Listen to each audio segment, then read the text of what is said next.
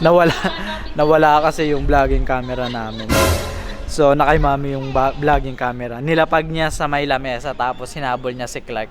Tapos yun, nakalimutan na niya balikan yung camera kasi hinabol na niya si Clark.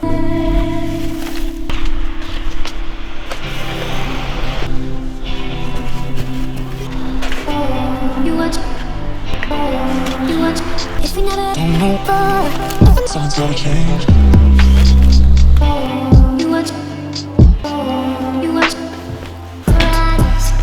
May lakad kami ngayon.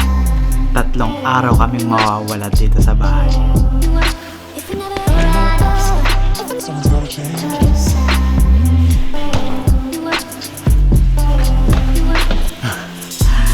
Yung pulang maleta na yun, yun yung mga gamit ni Clark. Kay Clark lang yun, grabe.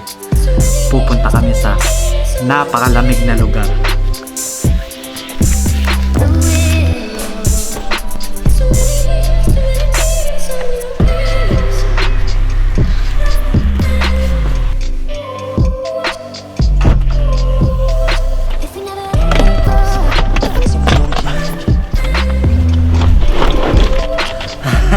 Grabe, ang bigat nun, sobra.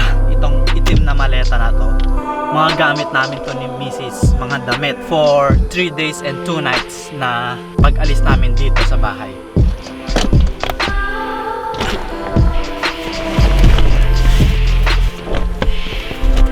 Yun, so hinihintay ko na lang sila.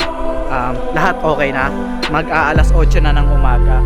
Pupunta na kami dun sa meeting place kasama nung mga barkada namin. Kailangan na namin mag-drive.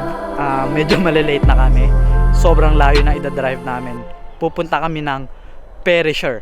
Samahan nyo kami. It should have been you. Another time, another place. I just know you could have been the one who made me feel home. What a crime and what a shame to let go. Ooh, it should have been you. Another time, another place. I just know you could have been the one who made me feel at home.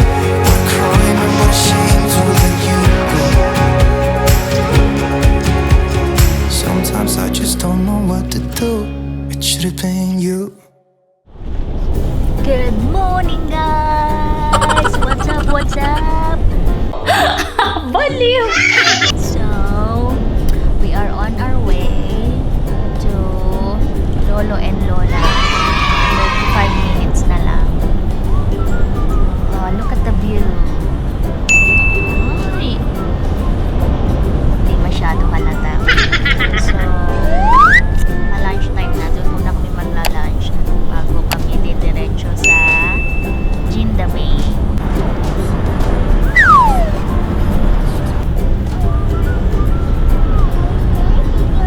Muna kami sa Canberra.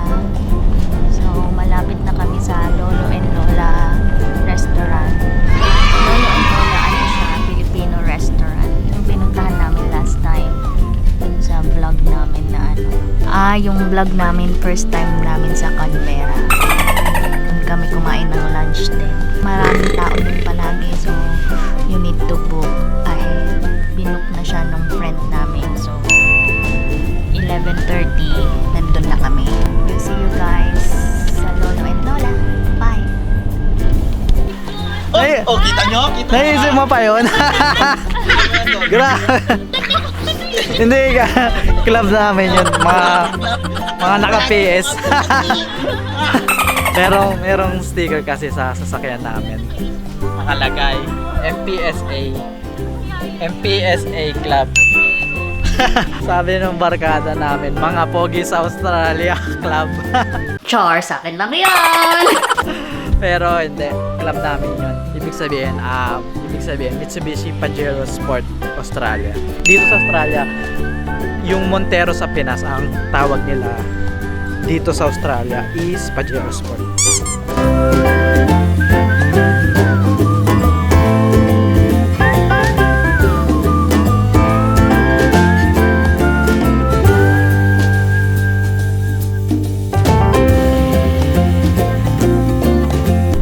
Tapos lang namin kumain.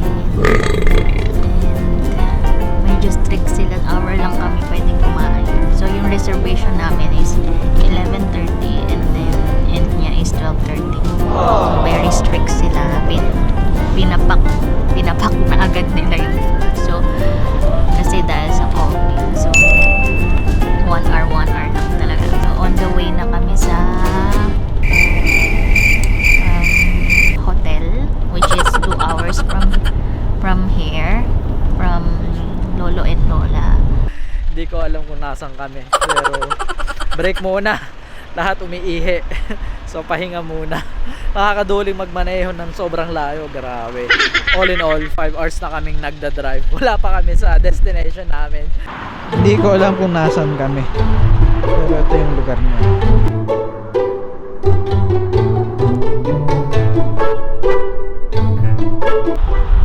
Grabe oh, ang kulit oh. Gasoline station ng truck. Nag-iisa lang. Nasa gitna siya. Hi guys, nandito na kami sa hotel. Ayun na, nasa baba na sila. Uy, bilyaran. So, nandito na kami sa hotel guys. Nag-check-in lang sila. So, ito yung entertainment area nila. Andun yung reception. Andun sila. So, yeah. Because it's 30% aloe vera. Mabango yung alcohol nila. So, siya guys. There's one over there. Huh? Where? Blossoms. Huh? It smells like cherry blossoms. Yes. Nakaka-check-in lang namin. Clark, no running ha. No running. Nadapa ka na kanina. Alright? Okay. Oh, ito yung cellphone mo. Ay. Oh, cellphone Kami, mo. paakyat kami ni Clark. Tumatakbo kasi siya. Akyat kami sa room ni Jerome. Siya na mag-akyat ng sasakyan dito malapit sa room.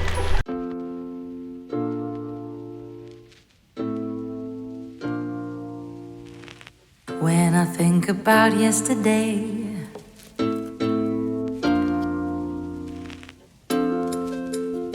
my oh my, my oh my, a kiss and so I did.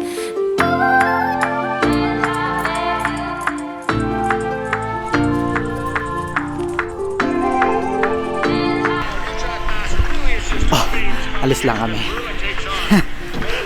May pupuntahan uli kami. Busy si Clark kakanood. Grabe kakanood, kakalaro. So drive muna uli kami. Parang may pupuntahan kami pero I'm not sure kung saan. Magdi-dinner din kami doon, alam ko. Nakapagpahinga na kami ng konti after 5 hours of long drive. Bale 7 to 8 hours in total kasama yung lunch at mga break namin. Alright, see you guys later. Drive muna ulit kami. Dito kami sa sa Jindabeng daw eh.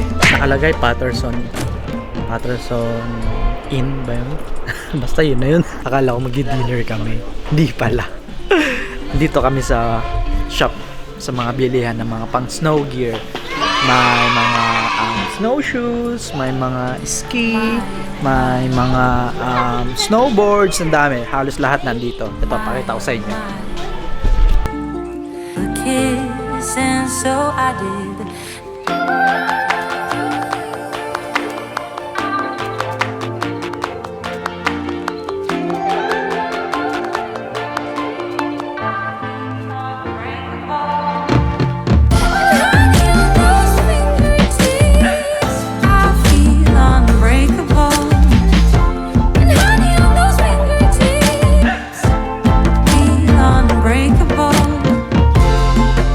Naghahanap kami ng mararentahan ng mga gamit namin para sa snowy mountain namin bukas.